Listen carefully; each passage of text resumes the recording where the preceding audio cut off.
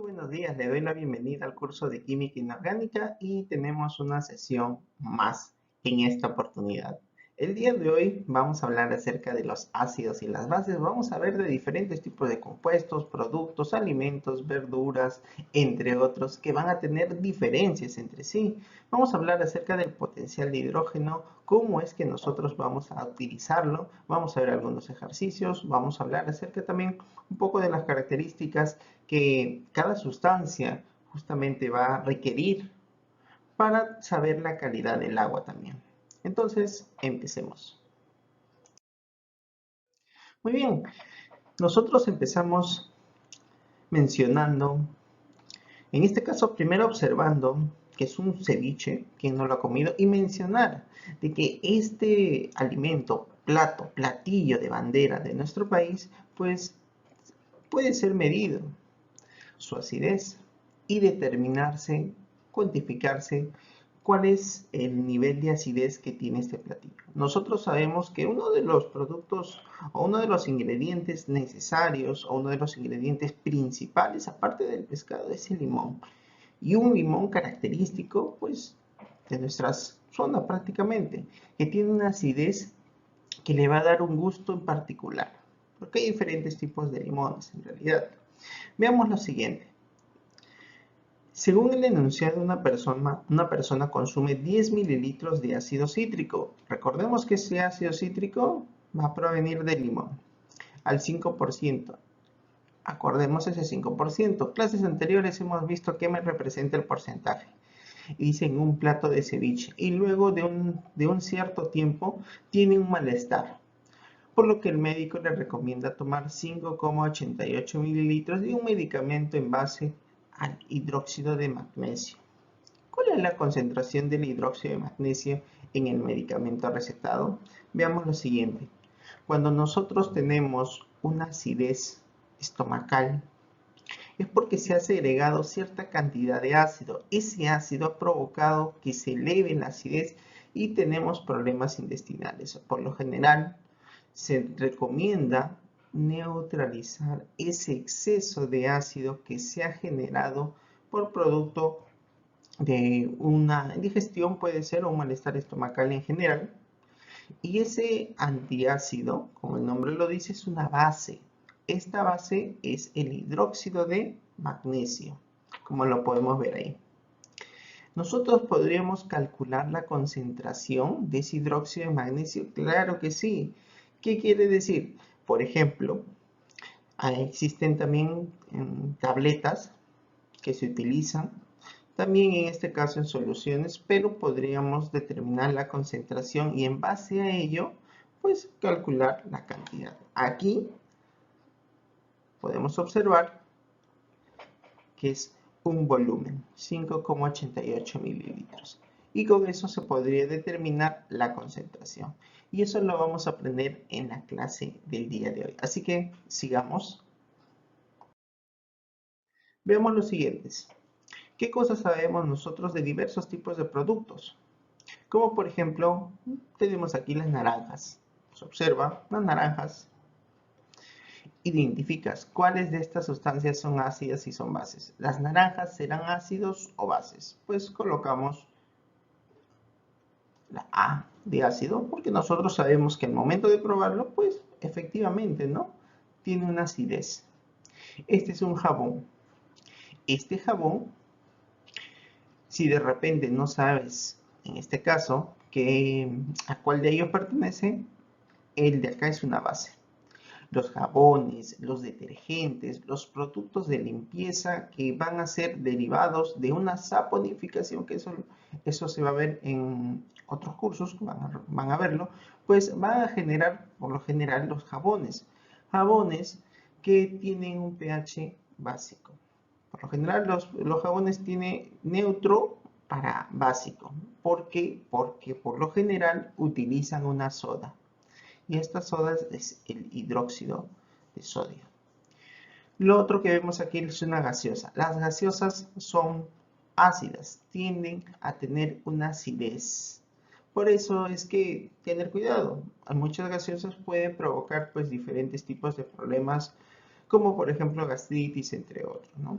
Y así como estos pequeños productos que estoy mostrando, hay diversos, como están pues las pilas alcalinas, como tenemos la yema del huevo, tenemos las baterías, tenemos las verduras, tenemos los licores, tenemos los detergentes o los limpiadores, entre otros. Y todo eso se puede medir y hoy tú te preguntas, ¿y cómo se han medido? ¿Y cómo podemos saber nosotros si es un ácido o es una base? Déjame decirte que existen diferentes tipos de formas. Entre ellas podemos encontrar una de las más sencillas son los papeles, en este caso tornasol. Hay unos papelitos que tienen un color, en este caso uno es rojo, otro es azul. Dependiendo del viraje de color, vamos a tener en este caso la identificación si es un ácido y una base. Por aquí pues podemos encontrar la parte ácida y la parte básica. ¿Cuál sería el pH del agua apta para el consumo humano? En este caso ya estamos viendo un poquito más acerca de la calidad del agua. El agua tiene diferentes parámetros. Existen desde aguas muy blandas. ¿Qué significa eso? Que prácticamente la cantidad de sales o minerales son casi nulas. Luego hay las intermedias, las medianas y luego están las muy altas que tienen muchas sales. Y uno se preguntaría, ¿cuál de esas tres tipos, en este caso de aguas, si es blanda, mediana o dura, se le llama cuando tienen muchas sales, pocas o nada de sales? En este caso, déjenme decirles que no podríamos tomar aguas duras. El consumir aguas con muchas sales, pues generaría problemas como por ejemplo cálculos, entre otros, piedritas, porque se van a solidificar pues en nuestro organismo y eso nos va a traer problemas. Y luego consumir aguas que sean muy blandas, que no tienen nada de sales, también sería malo, porque nosotros necesitamos sales minerales en nuestro cuerpo, en nuestro organismo, y al no tenerlo prácticamente no vamos a aprovechar esa agua, y al contrario, lo que va a hacer es va a extraer las sales que nosotros tengamos en este caso por un proceso de difusión que se genera. Ahora, lo que deberíamos consumir pues ya está regulado. Actualmente ya está regulada la concentración, la cantidad de ppm. En este caso que hemos visto en clases anteriores, que es un tipo de concentración, que son las partes por millón de estas sales que se tienen que encontrar en estas aguas. Y para esto, estas aguas tienen que tener un color claro, no puede ser turbio, no puede contener ni diferentes partículas contaminantes. Entonces, esa es la calidad del agua. Tendríamos que realizar un análisis al agua para poder verificar que sea apto para el consumo humano. Y a eso se le llama potabilización del agua, ¿no? Con las ciertas características que debe tener, como en este caso, la cantidad de minerales que debe contener, el color, que es la turbidez. La conductividad también se puede medir como caracterización del agua. También se puede medir los contaminantes si es que lo hubiera, como por ejemplo los metales pesados, como por ejemplo también la parte microbiana del agua. Entonces, en base a todo esto, vamos a dar un logro de sesión. Vamos a decir que al finalizar nuestra sesión, pues ustedes van a tener que comprender las teorías de Bronsted y Lowry, Arrhenius y de Lewis. Son tres teorías justamente que me van a dar la condición de poder identificar qué sustancias van a ser ácidas y qué sustancias van a ser básicas. Para ello vamos a tener que realizar el cálculo también del potencial de hidrógeno, más conocido como pH, y algunos conceptos importantes sobre la calidad del agua que ya les he estado mencionando. Y todo esto mediante un procedimiento lógico, coherente, y para obtener los resultados adecuados. Así que eso es lo que vamos a lograr el día de hoy. Y para ello, pues nosotros vemos, ¿no?, que existen diferentes tipos de productos, alimentos, verduras, bueno, en este caso podemos tener incluso carnes, todos ellos pueden ser medidos. Todos aquellos que son compuestos orgánicos podemos medir y determinar su pH, que luego vamos a ver qué significa.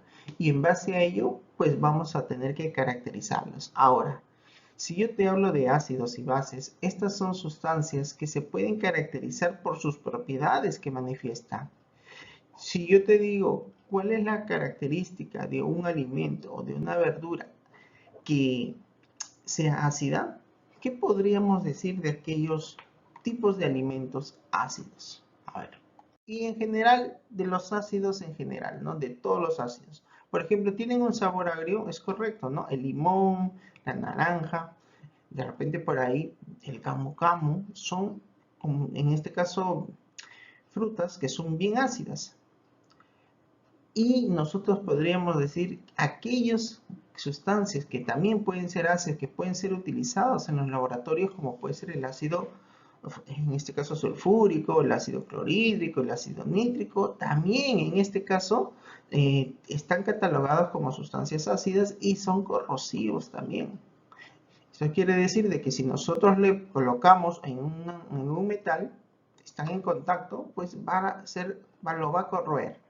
Y si tenemos en contacto directo y si es una concentración muy elevada de este ácido, pues efectivamente también nos puede hacer daño a nosotros. Así que hay que tener mucho cuidado justamente en la manipulación de algunos ácidos que son fuertes.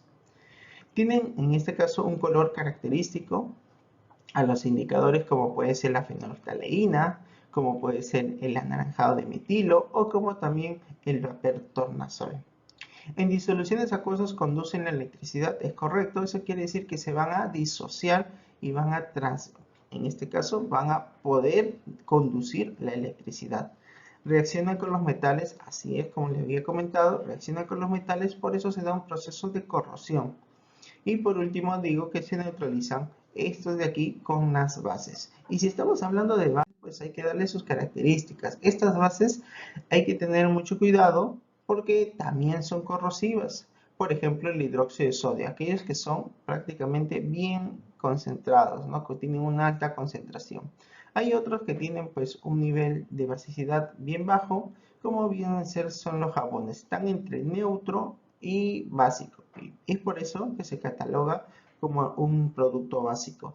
Su sensación al tacto es jabonosa, pero pueden quemar la piel si se encuentran en concentraciones elevadas. Justamente es lo que le estaba comentando y tienen un color característico con el papel tornasol. Como les había dicho al inicio, el color azul te va a indicar que es una sustancia básica y el rojo te comenté que te indica que es un ácido. Luego de ello nosotros vamos a decir que estos neutralizan a los ácidos. Por eso en que si nosotros juntamos un ácido y una base, pues efectivamente vamos a tener una sal, en este caso una sustancia neutra. Ahora vamos a hablar de las teorías. Existen tres tipos de teorías. Una de las primeras teorías fue la teoría de Arrhenius. Arrhenius catalogó como un ácido y una base con una cierta prácticamente él nos dijo de que deberían los ácidos disociarse o las sustancias disociarse y liberar hidrógenos. Estos hidrógenos que se liberan van a ser catalogados como ácidos. Esto sucedió porque cuando se empezó a avanzar la parte del conocimiento, se empezaron a buscar la caracterización de diferentes tipos de productos y el momento de caracterizar, pues efectivamente se tenía que dar si es un ácido y es una base. Él observó que las sustancias, como podemos ver aquí, el ácido fluorhídrico, clorhídrico, bromídrico y diferentes tipos de ácidos, estos de aquí, estos se disocian. Y el momento de disociar significa que se van a, ¿no?, dividir entre sus mínimas partes. Y ahorita lo vamos a ir viendo cómo vamos a disociar diferentes tipos de ácido, porque esto va a ser muy importante cuando trabajemos ejercicios de ácidos y bases. Esta disociación nos permite o le permitió a Arrhenius identificar que aquel elemento o aquel compuesto que liberen los iones hidrógeno van a ser catalogados como ácidos. Esto siempre cuando van a ser disociados en agua. ¿Eso qué quiere decir? Si la sustancia se disocia en agua y produce iones hidrógeno, estos de aquí van a ser ácidos. Entonces recordemos ello, ¿no? Recordemos que Arrhenius dijo esto. Si se disocia en agua y se produce en hidrógeno, pues estos de aquí van a ser ácidos. Ahora, ¿y cómo lo diferencio de las bases?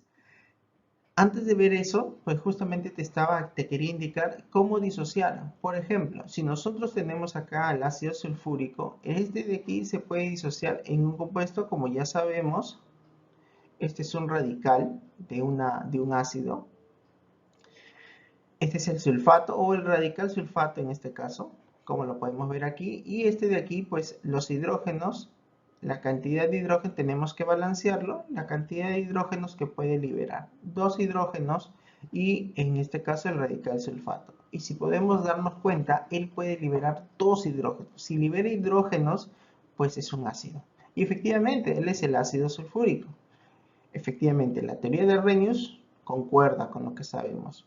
Lo mismo sucede con el ácido nítrico, ácido fosfórico o en este caso el perfluórico.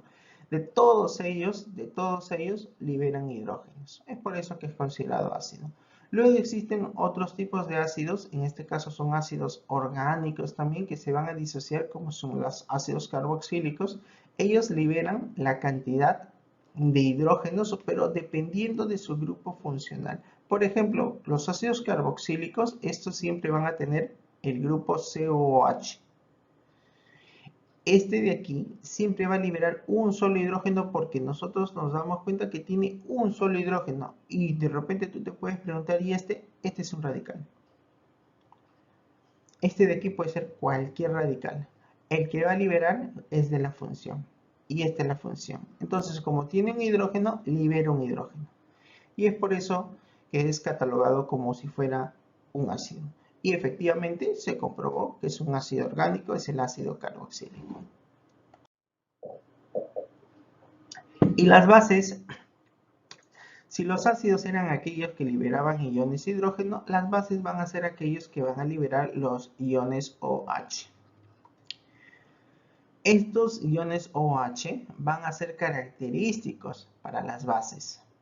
Por ejemplo, tenemos el hidróxido de sodio. Si nosotros lo disociamos en agua, este se va a dividir en sodio y el grupo OH, o también llamado, ¿no?, el hidroxilo.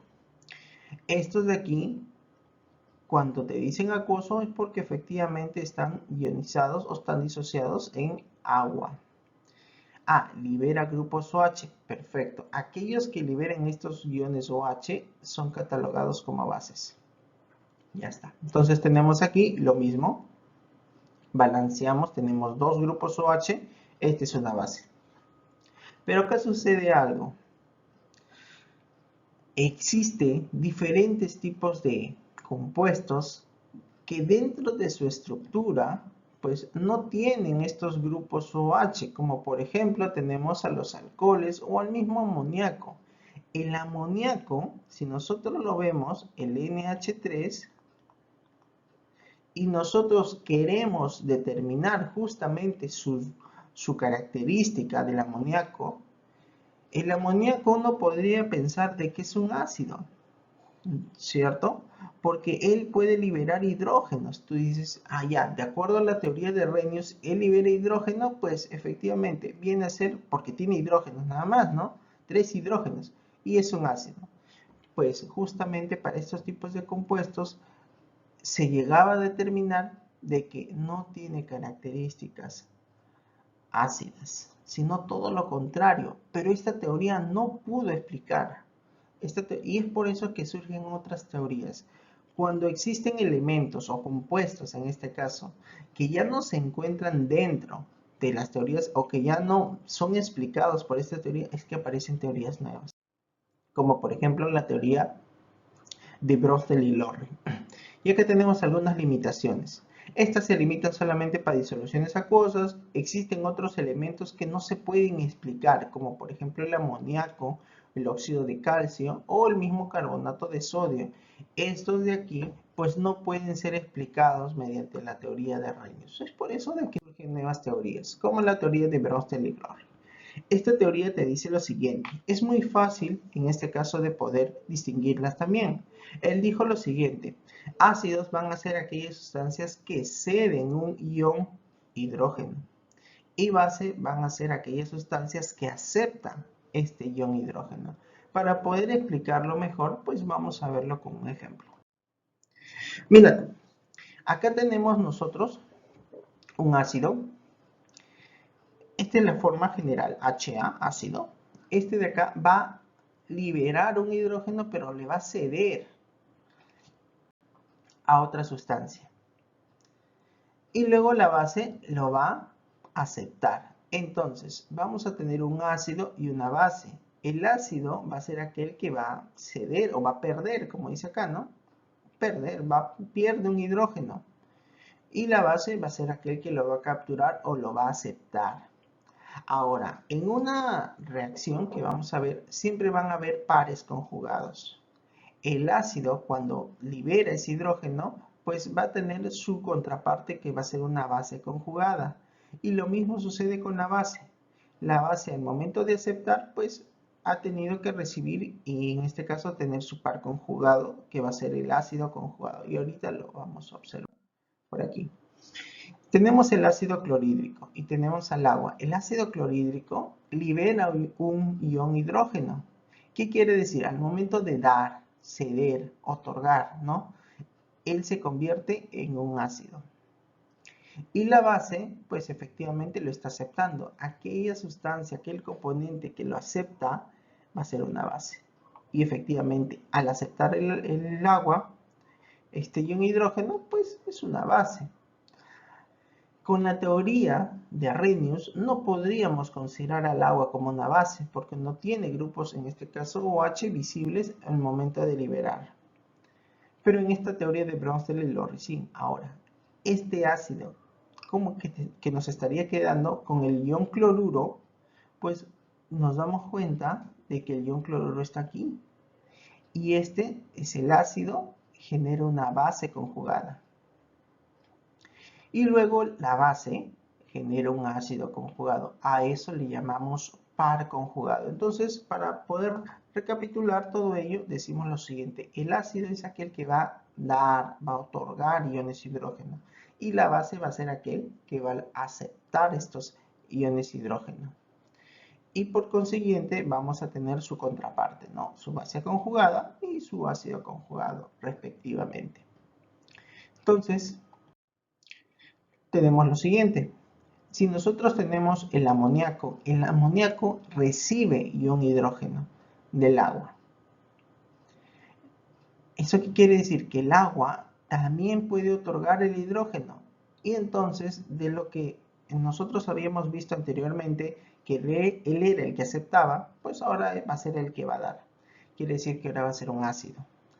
Y el amoníaco, como va a ser el que va prácticamente aceptar estos iones hidrógeno, pues se va a convertir en base. Y efectivamente, la teoría de Bronsted y Lorentz ya determina, ya justamente va a poder determinar qué es una base y no pues un ácido como de repente se pensaba en la teoría de Arrhenius.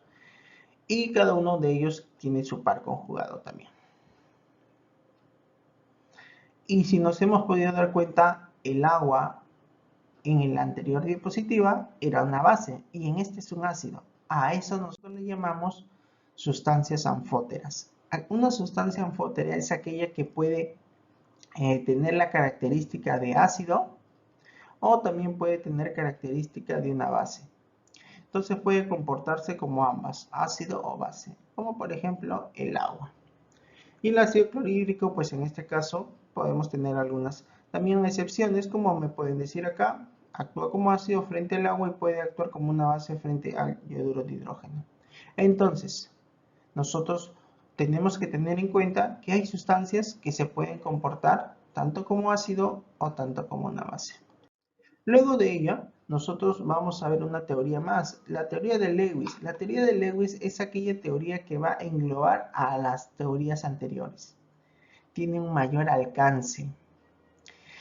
De aquí, esta teoría, ya no nos habla de liberar hidrógenos o liberar grupos OH, con la teoría de Arrhenius, o la teoría de Bronsted y Lorentz, que es liberar hidrógenos y aceptar hidrógenos. No.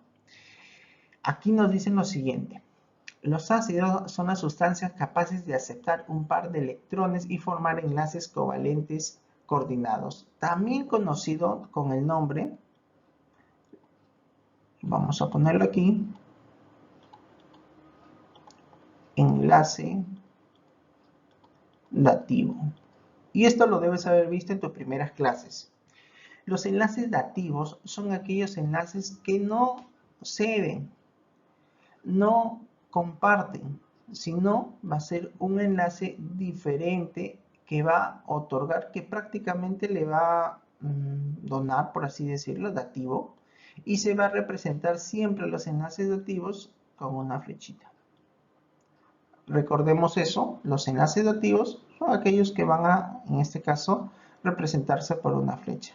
Estos tienen un nombre, son llamados electrófilos.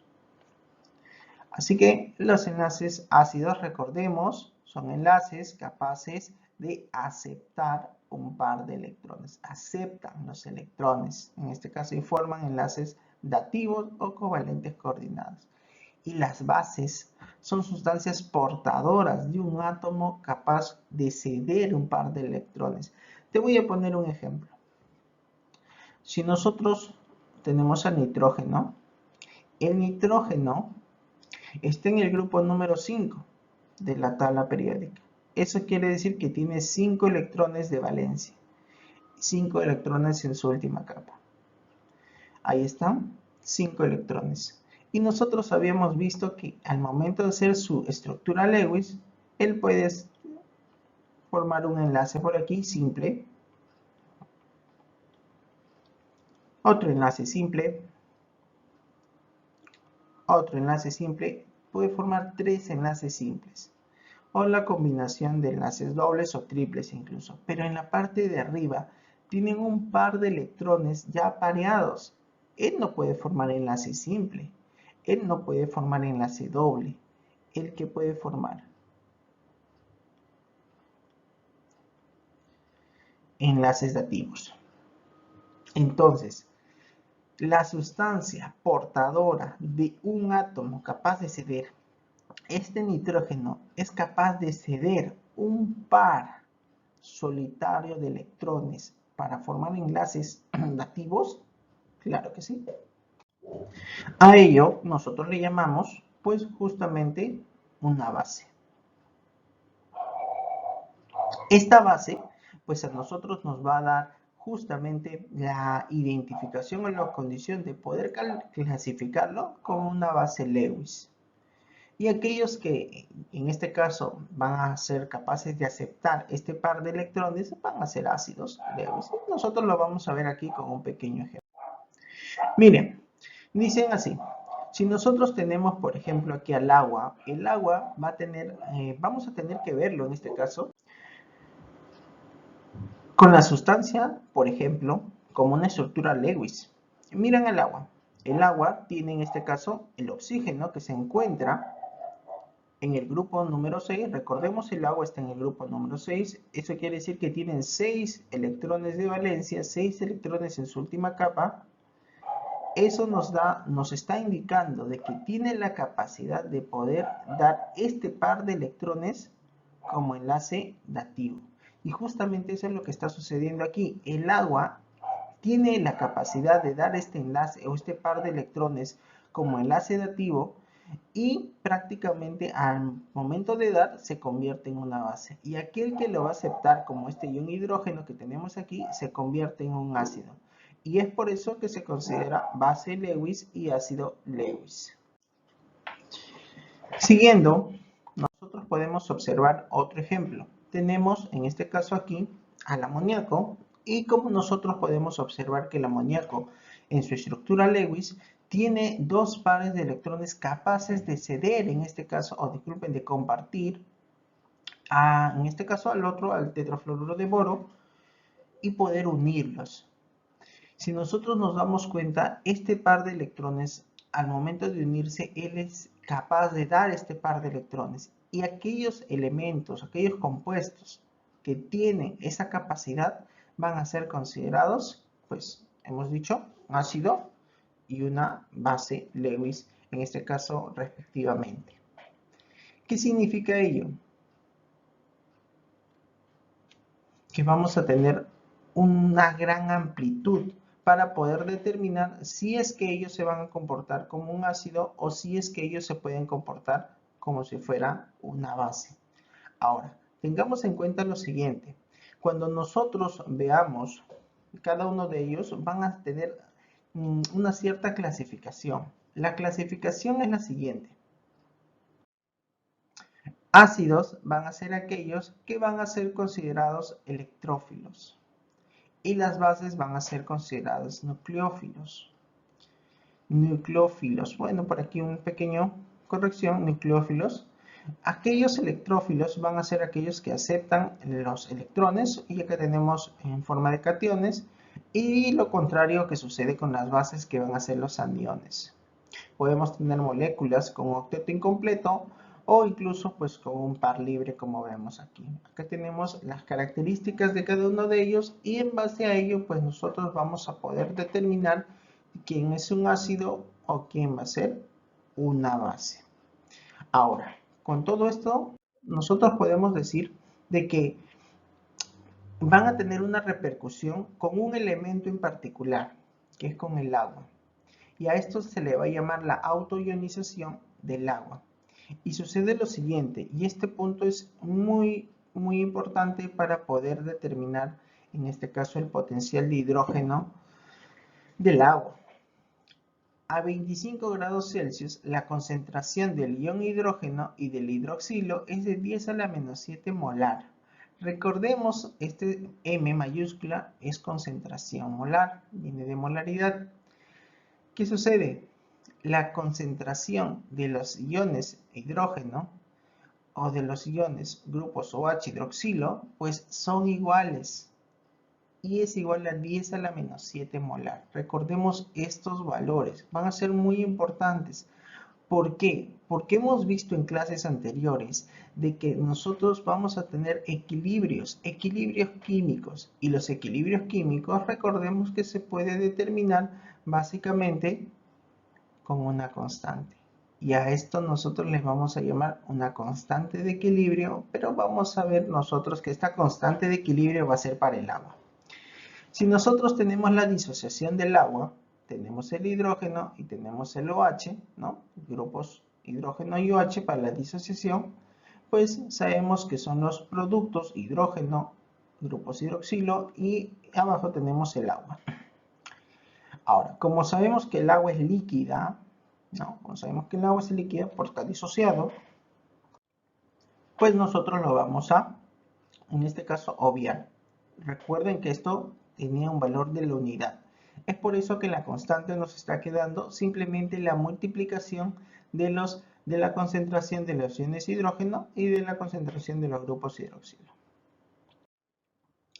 Ahora, según Sorensen determinó experimentalmente la constante del agua y tiene pues una representación de Kw. ¿Qué te representa en este caso la constante del agua? Esto medido son una presión de una atmósfera y una temperatura de 25 grados Celsius. Como nosotros habíamos visto que esta concentración es igual a 10 a la menos 7 y esta otra concentración tiene el mismo valor, quiere decir que la constante del agua es igual a 10 a la menos 14. Y este valor de 10 a la menos 14 pues se va a prácticamente ser una constante, un valor constante para tener en cuenta a la constante del agua en general, de 10 a la menos 14. ¿Y eso para qué nos va a servir? Pues justamente para tener ello.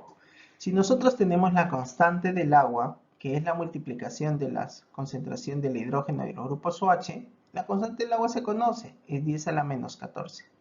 Ahora, para poder despejar cada uno de ellos y representarlos, pues aplicamos logaritmo a todos.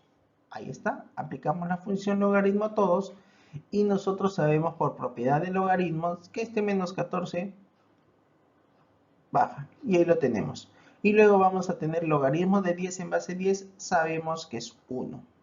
O sea, 14 por 1, 14. Y tenemos logaritmo. Propiedad del logaritmo, multiplicación, en este caso, del logaritmo por dentro, pues simplemente es la suma de los logaritmos independientes de cada uno. Logaritmo del hidrógeno y logaritmo del OH. Como es negativo, a todo le cambiamos de signo. Si es menos, ahora es más. 14 menos logaritmo, menos logaritmo. Ahora, el menos logaritmo de la concentración de los hidrógenos te va a dar igual al pH. Y el menos logaritmo de la concentración de los grupos OH es igual al pOH. Conclusión. pH más pOH. Esto siempre va a ser igual a 14. Ese es igual a 14.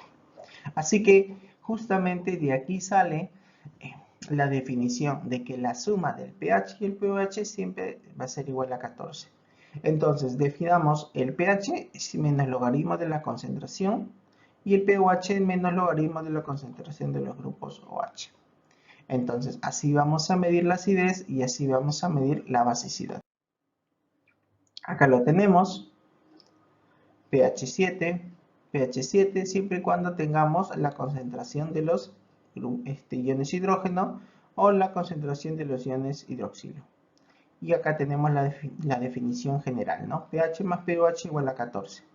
Si nosotros despejamos la concentración de los grupos hidrógeno, va a ser 10 a la menos pH, que prácticamente es la aplicación del logaritmo. Lo mismo sucede con el OH, 10 a la menos pOH. Entonces tengamos en cuenta esto para los ejercicios. Ahora, la medición de acidez y basicidad que se puede medir para diferentes tipos de compuestos, productos, sea líquidos, sea sólidos, de cualquier tipo, pues van a tener siempre un rango. Y estos pueden ser incluso ser identificados por colores. Tenemos una gama de colores, una escala de colores que me va a identificar acidez o basicidad. Y siempre vamos a tener en el medio pues un punto neutro, que por lo general es un pH igual a 7, y en este caso sus pequeños intervalos que se tienen aquí, ¿no? Y se puede distinguir por los colores que se hay. Ahora, lo mismo tenemos aquí. Tenemos algunos ejemplos. Ahí está el jugo de limón, que para casos, en este caso prácticos, se puede medir por pOH o pH. ¿Qué quiere decir? Si tiene un pH de 12, quiere decir que tiene un pH de 2. Lo mismo sucede con el amoníaco, lo mismo sucede en este caso con la sangre. La sangre por lo general tiene que ser un pH relativamente neutro. Relativamente neutro. La lejía, pues en este caso, en una escala de acidez, pues la lejía es bien ácida. Lo mismo sucede con los jugos gástricos, entre otros. Y todo esto va a depender justamente, ¿no?, del tipo de producto que nosotros vamos a tener o que se va a poder medir. ¿Y cómo se va a poder medir? Lo habíamos dicho, estos de aquí se van a poder medir con un papel tornasol ácido para un color rojo o básico para un color, o en este caso sí para un color azul prácticamente. Que existen diferentes tipos de medidores también. Hoy en día pues ya no solamente se puede visualizar mediante colores, sino también se puede medir digitalmente. Y pues para eso vamos a tener diferentes tipos de potenciómetros. Vamos a ver un ejemplo. Me dicen así, calcula el pH de una solución de 0,02 normal de ácido clorhídrico. Como nosotros habíamos visto, hay que tener mucho cuidado. ¿Por qué? Porque el pH se cataloga o se puede determinar con concentraciones. Recordemos que esta concentración es concentración molar. En otras palabras, tiene que tener unidades de molaridad.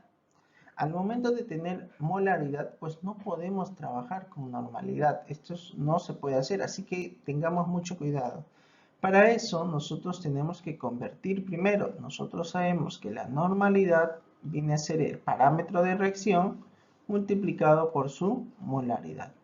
Pero como estamos hablando del ácido clorhídrico, para nuestra suerte, sabemos que el parámetro de reacción es la cantidad de hidrógenos que puede liberar. En este caso es la unidad. Por ende, si la normalidad era 0,02, este va a ser igual a la molaridad. Así que no va a haber problema. Si fuera otro compuesto, otro ácido, como por ejemplo el ácido sulfúrico, ahí sí cambiaba. Pero en este caso no.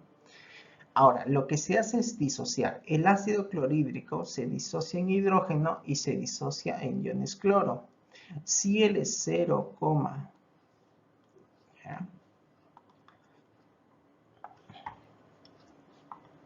si él viene a ser 0,02, él también va a tener el mismo valor. ¿Y cómo es que nosotros vamos a tener los mismos valores?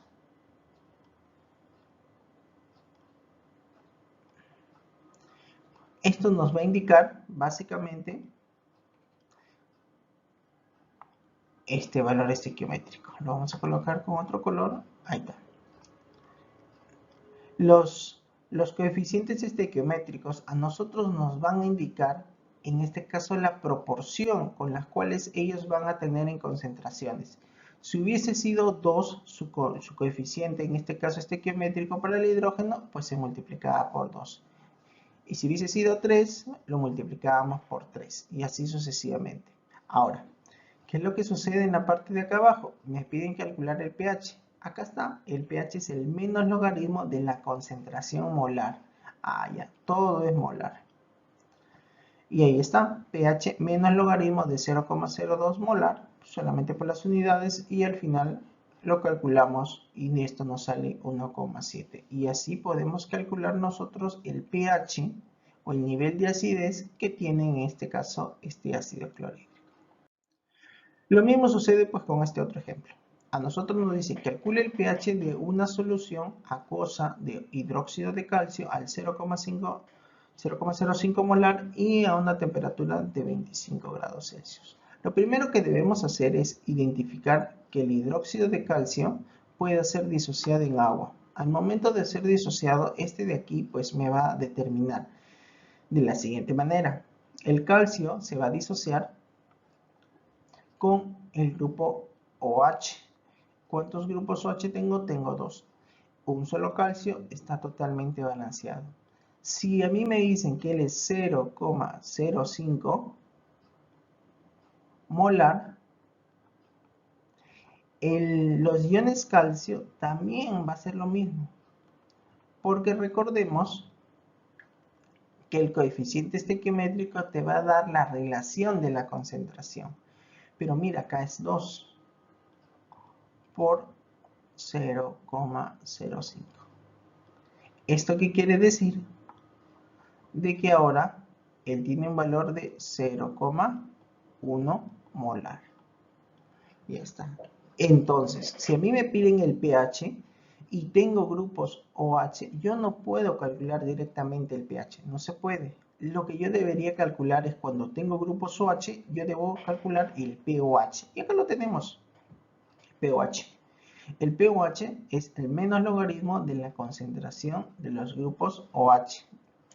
Menos logaritmo de 0,1. Ahí está. Ya no 0,05 porque tiene que ser el doble. Y a esto pues sería prácticamente 10 a la menos 1. El menos 1 baja y pues tenemos el cálculo de 1. ¿El pH es 1? No, ese es el pOH. Nosotros sabemos que el pH más el pOH siempre sale 14. Y justamente ese valor de 14 a mí me va a indicar, ¿no?, el cálculo del pH. 14 menos pOH, en este caso, tengo el valor del pH. Otro ejemplo. Me piden calcular la concentración del ácido clorhídrico en el estómago de una persona. En este caso, me piden la concentración en gramos por litro. Si el pH promedio del jugo gástrico es 2. Me dan el peso molecular del ácido clorhídrico y calculemos. El ácido clorhídrico, lo primero que tenemos que hacer es disociarlo.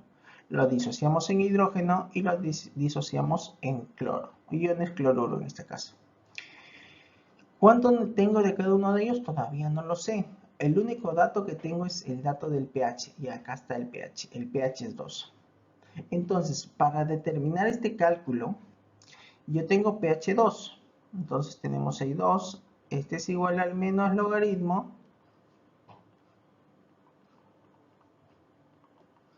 Entonces, ¿qué es lo que nosotros buscamos? Nosotros lo que realmente buscamos es la concentración del grupo en este caso del hidrógeno. Y pues recordemos lo siguiente. Recordemos que la concentración de los grupos hidrógeno se puede calcular fácilmente.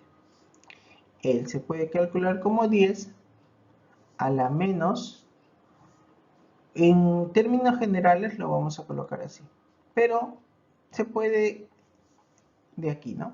Si el logaritmo tiene base 10, 10 en este caso a la 2 con signo negativo es igual a la concentración del grupo hidrógeno. Simplemente operamos con la ley de logaritmos. De esta manera rápida lo obtenemos. 10 a la menos 2. ¿Ya está? Esa sería la concentración. Ah, ¿qué quiere decir? Él vale 10 a la menos 2.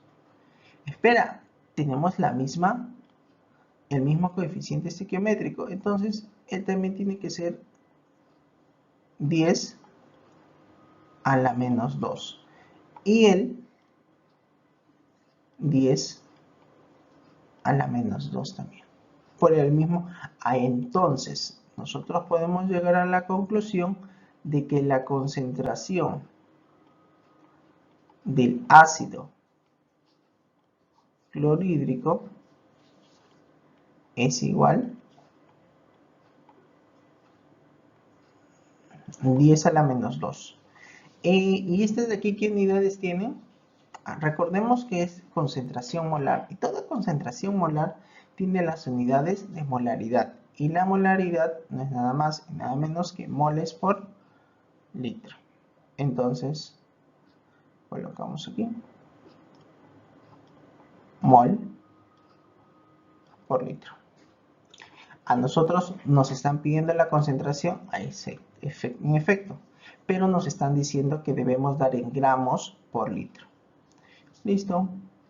Nosotros sabemos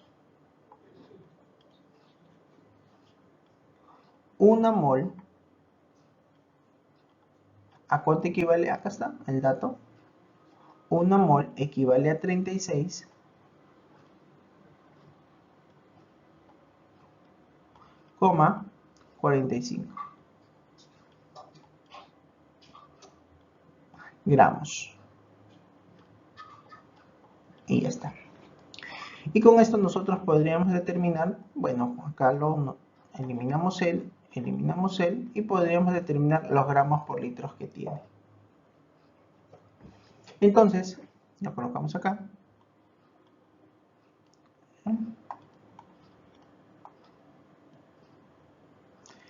La concentración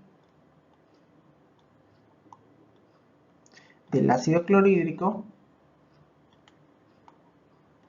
en las unidades de gramos, en este caso por litro, simplemente sería 36,45 multiplicado pues por 0, bueno, en este caso por 10 a la menos 2, que es 0,01. 0,3645 sería.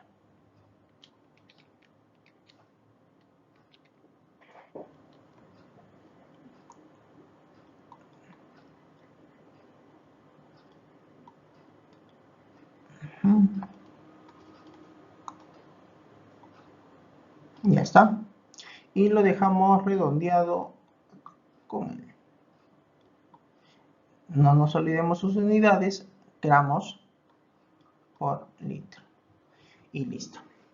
Esa sería en este caso la concentración del ácido clorhídrico justamente para este problema. Y con ello pues estamos terminando nuestra sesión sin antes decir qué cosa hemos aprendido justamente en esta sesión. Hemos visto nosotros acerca de los diferentes tipos de teorías entre ácidos y bases, como teníamos la teoría de Arrhenius, teníamos la teoría de Brostol y Lowry, incluso la de Lewis, que englobaba en este caso a las anteriores. Estos de acá nos servían para poder determinar justamente, ¿no? ¿Cuál o cómo determinar qué sustancia es un ácido, qué sustancia es una base? Hemos aprendido también las características que tienen los ácidos, las características que tienen las bases. Estos ácidos y estas bases, por lo general, lo vamos a encontrar siempre en nuestra vida cotidiana. Podemos encontrar en los alimentos, podemos encontrar en las frutas, en las verduras, en general en cualquiera de ellos. También lo podemos encontrar en productos químicos, en la parte industrial, en la vida, en este caso profesional, podríamos encontrar diferentes tipos de productos químicos o sustancias que también tengan estas características.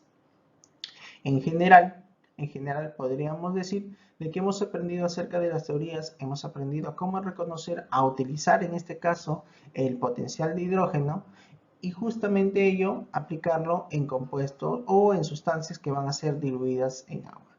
Esto sería todo por mi parte, espero que les haya en este caso entretenido, gustado y nosotros nos encontraríamos en alguna otra oportunidad. Eso sería todo, muchas gracias.